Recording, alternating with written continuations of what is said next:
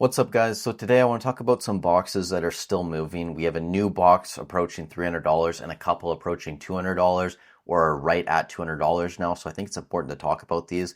The first up, Silver Tempest. This box is getting close to $300. Most recent sales are $285. Both of those were from today. He also had a sale at $265 that averages out to $278 over those three sales. Again, that's pre-shipping and tax. Again, nothing too crazy in Silver Tempest. The Lugia V is amazing, so I guess that card's crazy. The Rayquaza VMAX as well, Trainer Gallery in there. Outside of that, you got some Rainbows, some Blazikins, which have stabilized in the mid-20s at this point, which is, I think, something at least important to point out. Outside of that, nothing too crazy. Paradox Rift is getting close to, and actually there is one sale over $200, or right at $200, I should say, from today. A couple lower sales here, 189, 175, a lot around 190 as well. But I think Paradox Rift is going to continue to climb into that $200 range, especially considering Obsidian Flames has basically reached 200 as well. Maybe it's pulled back a tiny bit over the past week. And then Stellar Crown, which we'll look at a little bit later in this video, is continuing to climb, which is just insane. I personally would be taking Paradox Rift over Stellar Crown. I do think it's kind of close, but I would be going for Paradox. That's just my opinion. Again, some of the reminders of which cards are in here. You got the Groudon, that's the top card, holding over $100, which is a good sign. Altaria around 66, Roaring Moon over 60, Garchomp, Steelix, Iron Valiant. Goldango's actually moved over 30 as well. It's at around $33. So really deep set, lots of great illustration and special illustration rare cards. The next box over $200, which is the exact opposite of deep, is Darkness Ablaze. This one is stabilizing over $200, and you even had the most recent sale from a couple days ago, $229 approximately on TCG Player. Again, Darkness Ablaze, nothing crazy, but hey, a box ages, it gets old. You know, look at Steam Siege, look at Crimson Invasion. All of these sets are eventually moving up. It's not surprising that Darkness Ablaze and some of these lower tier sets from Sword and Shield, even Vivid Voltage, which is probably better in most people's eyes than Darkness Ablaze, that's moving up as well. We have a couple of boring sets not doing too much. Chilling Reign, still sitting around that 300 to 320-ish range, and nothing crazy going on here, but it is surprising to me, right? Chilling Reign, it's got to move up eventually, especially with Astral Radiance, which is still sitting around that 270-ish range. Silver Tempest around 285. Chilling Reign is in a league of its own compared to those sets. So the fact that Silver Tempest is getting close to Chilling Reign, I think we have to see Chilling Reign start to make a move eventually. I think Chilling Reign, when I look at Sword and Shield boxes right now, is probably the most undervalued box. I mean, maybe you make an argument Lost Origin at 400 is still a decent buy considering Fusion's getting close to 5, but Chilling Reign being like 33% cheaper than Lost Origin right now, like to me that just screams buy, especially considering Silver Tempest and Astral Radiance are getting close. And you do have some cards in here that are still making moves. For example, the Galarian Moltres V getting close to $200 raw. I love this card. It's beautiful in my opinion. The Tornadus V, not a very expensive card, but up to around $30 now. I put this in a video maybe like a month ago at this point, and Gen 5 Pokemon, I think people are going back and looking for some full art, some alternate art cards of that era, in the hopes that when we get these remakes of some of these cards, they can capitalize on them. So Tornadus V there, keep an eye on it. A couple other boring sets, Fusion Strike not doing too much, sitting around that 475 range. Brilliant Stars, same sort of thing, right around $300, maybe a little bit below 290, 295. Astral we already covered, and then Lost Origin to round out Sword and Shield era, again not doing too much. You have sales still right below $400 in that range. When we look at booster boxes from SV era, there are some interesting things going on. SV base, not one of them, unfortunately. Still selling in that 185 range very consistently over the past couple of days. Even had a sale up to 200, but you had one as low as 160. So I'd say 180, 185 range, it is selling consistently right around there. Paldea Evolved, apparently, you know, there's more boxes going around of this.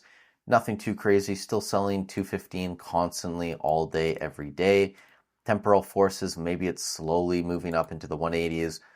We're now up to around 185 now on a lot of sales. A few days ago, we were at about 183, 182. So it is slowly moving up. And again, the fact that Stellar Crown, Obsidian Flames are over $200, I gotta imagine that Temporal Forces, sooner rather than later, is gonna break through $200. It just makes sense in my mind. And Twilight Masquerade, this is where things get even more interesting. So Twilight was up to around 230. It's come back down to around 211. I think part of that has to do with more boxes on the market again.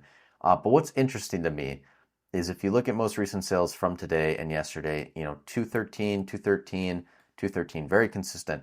When you go to Stellar Crown, most recent sales here, 215, 215. So Stellar Crown, most recent sales are higher than Twilight Masquerade at this point.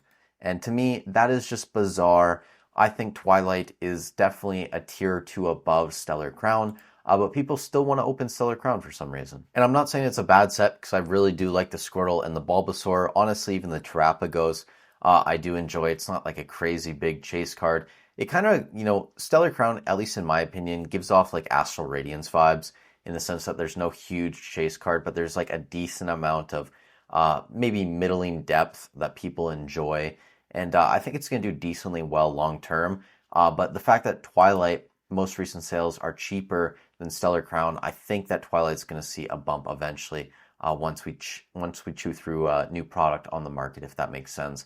So I do think it's weird right now that Stellar Crown's a little bit higher, and I think that's going to change eventually. But here again are some of the cards. Outside those Bulbasaur, Squirtle, Terrapagos top three, you have the Dash Bun. Hydrapple's like, again, a decent, middling card. Lacey is a trainer a lot of people like. The Galvantula, I'm not a huge fan of. A couple other gold cards and trainer cards. So again, nothing too crazy. I do really like this Zeraora. I like the Metatite.